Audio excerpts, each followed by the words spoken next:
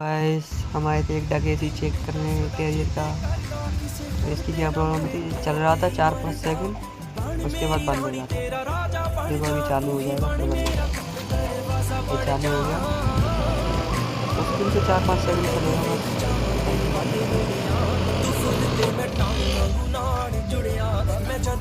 देखो बंद हो गया। जैसे कॉन्टेक्टर को डायरेक्ट करेंगे ना फिर चालू हो जाएगा। तो मैंने ये कॉन्टेक्टर खराब था, मैं आ रहा था।